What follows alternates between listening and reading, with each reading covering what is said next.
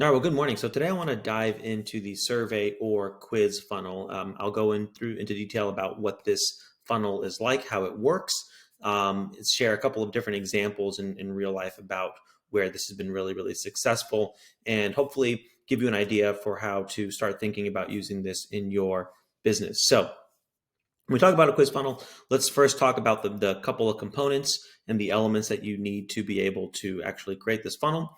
And then we will go ahead and kind of back up into the specifics of this. So when we start diving into a quiz funnel, really what we're trying to do, the goal of this is to do two things. One, it's to create a really engaging way for somebody um, uh, really engage with your business or your website, and then on the other side of it, have some definite kind of plan or really segmented, um, uh, I guess, approach for how they should proceed next. And that brings us to the second point of this. It's not just about engagement, it's about segmentation. And so the idea is that as you segment, in fact, segmentation is a golden rule of marketing. If you can segment your visitors in the appropriate way so that you know kind of exactly what they're looking for and what they want or where they kind of belong in your purchase flow or in your funnel, then it becomes much easier to figure out how to then identify the key problems that you can solve for them and ultimately close that sale. So the real power of a quiz funnel is the engagement. People typically like to do them, but also the segmentation. Now, the other really interesting thing about quiz funnels is that they convert really, really high relative to other kinds of funnels. And part of the reason is because generally speaking, um, when most people don't like to have open loops where they start something and then they don't finish it.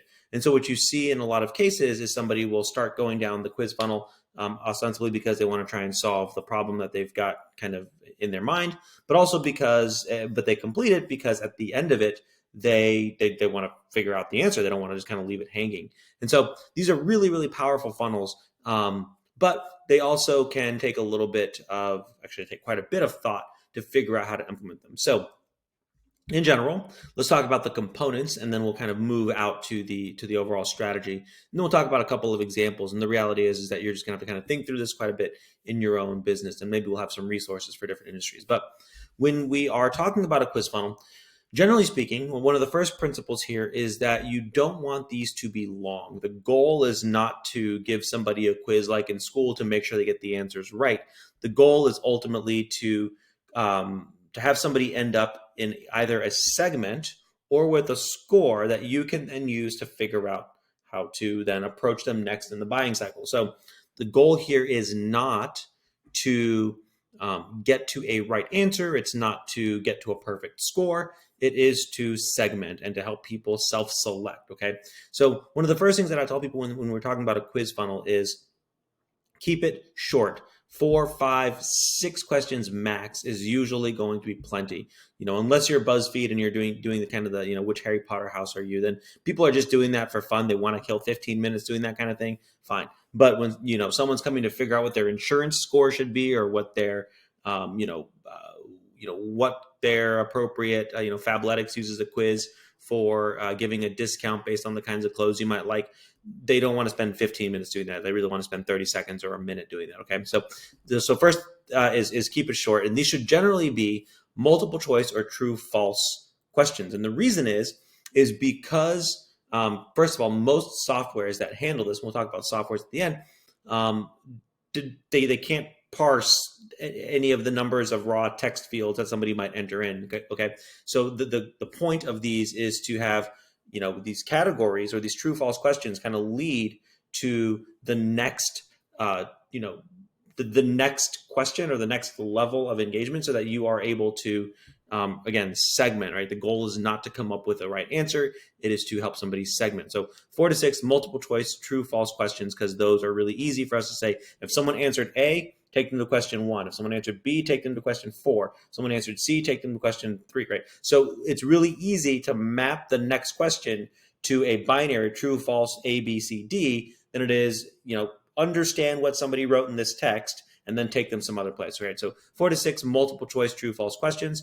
That ultimately the sum of those questions should lead to some kind of a segmentation which we'll get to here in a second. And ideally, on that segmentation page, you want to then have whatever your next set of things are in your funnel. So whether that's case studies or stories to highlight in order to kind of tell a story that say, hey, this person in this segment, just like you, had success in this way. ClickFunnels does this part very well. Or maybe you want to have appointment scheduling software. Hey, it sounds like you need X. Schedule an appointment to talk to our pro about X, and here's the link of availability. You also want to make sure that you've got all of your creative assets. So one of the nice things about a quiz funnel is that generally speaking, you don't need a lot of assets. What you really do need is a lot of, you need a good decision tree. Okay. And that's really where the power of the quiz funnel comes into play. So how does this typically work? So typically the way a quiz funnel might work is you come to a page where you've got your really interesting, curiosity-rousing headline, learn X or get X. It takes 30 seconds, just answer a few quick questions.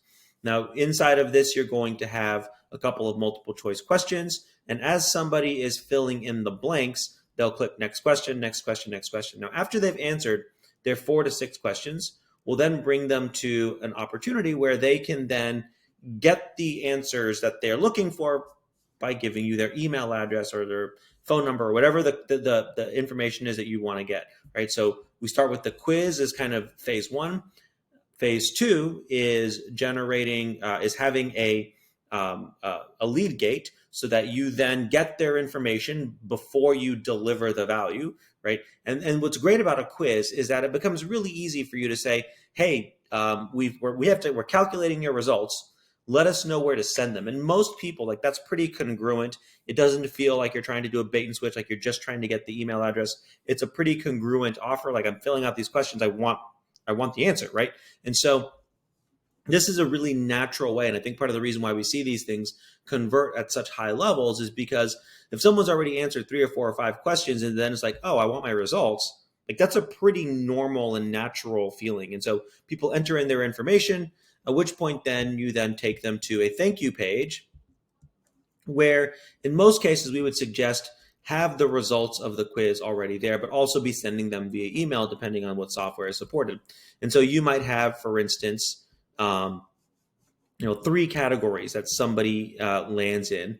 And once they land into those 3 categories, you give them different recommendations based on those categories. So, if you answered, A, C, D, E, B, you might end up in category 1. If you answered B, D, C, E, X, you might end up in category 2. And in a second here, I'll show you how a decision tree for this would work. Okay. But again, the goal here is as you're putting together your questions, what you want to make sure you're doing is you want to make sure that the questions you're asking lead to fairly mutually exclusive categories or buckets. So again, the power of a quiz funnel is that your people are going to engage, they're going to complete them, they're going to give you the information, but you have to do the work to think about where do I want them to go, or what are the 3 or 4 buckets somebody could end up in, and then how do I ask a series of questions that allow me to force someone into bucket A, B, C, or D, or whatever number of buckets there are. And again, generally speaking, I wouldn't suggest more than 3, max 4 buckets, only because you start having in order to start doing that much more segmentation, you're going to have to ask a lot more questions and write more complex logic, and that to me is not worth it. Again, you really want to keep these simple, quick. Someone can get in and get out within 30 seconds and get a result. Now, another way you could do this is instead of having a single result, maybe you only have somebody, or instead of having a couple categories of results, maybe you want everyone to kind of follow the similar path. And what you want to do is you want to give somebody a score. In some cases, some quiz softwares will allow you to assign a value to each quiz. So, if I'm looking at a particular quiz question here, I might have, question 1 is worth 10 points. Question 2 is worth 5 points. This is worth 3 points. This is worth 1 point. And then at the end of my score is greater than X, I get a score, I get 50 points, and 50 points maybe is really good. And that means, hey, you're doing a great job. This is a great assessment. we have something like this implemented, for instance, for an insurance company where they ask, what is your insurance score or your insurability score? We came up with some cute name. I don't remember the name of it. And so the idea is somebody walks through the steps, and then at the end, it's like, boom, you scored a 67 out of 70 points or whatever it is. You are super well covered. High five your agent. But in case there might still be gaps, call us here, right? Whereas maybe you answer a different configuration of questions, and you might your insurance score is 35 out of 70. It sounds like there's probably significant gaps in your coverage. You should reach out and talk to somebody here about about how to take care of those gaps, right? And so there's different. So that's how you might use scoring. But again, you're giving somebody that feedback immediately that lets them know this is what we are. This is kind of our assessment based on your feedback about what you need to do next. And then it's up to somebody to follow up on your end or on their end. Now, as with all funnels, as somebody is delivering that information, you want to make sure you add them to your email list. So once they enter their email address, that you then deliver the survey response via the email. And again, this is going to vary a little bit based on the different kind of quiz provider that you're using, and then start your follow-up sequence. And again, depending on where and how you're using it, you may or may not then want to have somebody get on the phone very quickly to do their follow-up. So a couple of examples of where you might see this in the real world. So one of the companies I mentioned before earlier is a company called Fabletics. And so if you go to, for instance, fabletics.com, and theirs is going to probably be a little bit more sophisticated than many others. And you go in and say, okay, these guys have this membership for athletic wear. Let's imagine that I want to unlock some of their offers here. It's going to start taking this quiz. Okay, how do I like to get fit? Okay, I'd like to go to the gym and train. Okay, I'd like to, mix it up. Supportive, I don't know, mix it up, I guess. Length looks great. Style, neutrals. Pick your sizes. Here, I'm just picking some sizes. And so, how did you hear about us? Answer some stuff. Zip code 1, 2, 3, 4, 5. Continue.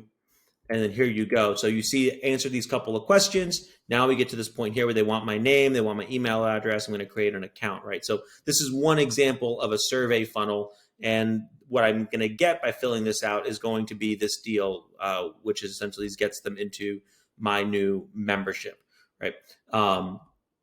We use an example, a version of this on our own website. If you go to our website and you were to go and take our automatic marketing assessment. So we pop into our site, and we go to, let's just go to the resources for now. And we go to the marketing plan generator. And again, we have a separate landing pages for all this stuff. And so similar thing, where should you focus your limited time and marketing dollars? And so you would go through and say, well, which of these things best describes your business? Okay, we're a local small business. We've been in business 3 to 5 years. Don't have enough people coming to the website. And so we're kind of doing some calculations here. And then ultimately we would then say, okay, based on what you told us, enter in this information and we'll send you a plan for how to, a marketing plan based on your goals and what kind of business you are. And what we've got is logic on the back end that has taken these different questions. And so we've slotted somebody into a number of different attributes. And so we generate the plan for them. Now, again, there are different softwares that make this more or less difficult. So if you're using WordPress, Thrive has a quiz builder that's pretty good. We use that one quite a bit. If you are not using WordPress, Lead Quizzes, I think it's leadquizzes.com. It might be .net, but I think it's .com. Lead Quizzes is a similar tool, and it works very similarly. It's platform agnostic and allows you to build these kinds of quizzes. If you're using ClickFunnels, and ClickFunnels has this kind of built in directly to their software as well. And so the purpose of a quiz funnel is to increase engagement and to help segment your customers. In general, they convert much, much higher than an average kind of offer because it's tailored towards somebody trying to solve a particular problem. and they're fairly once you have the thinking done, they're fairly asset lean, meaning you don't need to have a bunch of images necessarily. You don't need to have a bunch of creative, but what you really do need is a good decision tree, and that's ultimately the hard part of this: is do I have a good decision tree? Do I have a good way to segment, and then do I have good follow up procedures after the fact? And that's how these tend to work. So hopefully the wheels are turning for you, and you can think, if I'm you, I'm thinking, okay, in my business, what are the main segments that I might have, either by product or by service or by industry, whatever those things are. And then how do I create a series of questions, 3 to 5 questions that are multiple choice or true false, that would allow me to kind of slot someone into one of those buckets so that I or my sales team can then follow up accordingly. And now we're having a conversation that is maybe a little bit more proactive. So hopefully you find this helpful. If you did, please take a second to like it, or and then you can also subscribe on any one of our platforms that we're on. And if you know someone else that you think would find this useful in their business, please do us and them a favor and share it with them. If you have any questions, I'm sure there's a comment box somewhere. We'd love to hear them. And this is this can be pretty complicated. In another episode down the line, we'll talk about some logic for these. But today I really wanted to just cover an overview of how they work, why they work, and show a couple of quick examples. And so hopefully the wheels are turning for you. And if you have questions and you need some help getting one of these things set up, please reach out and we'll be happy to talk you through that. All right. Have a great day. Thanks. Bye.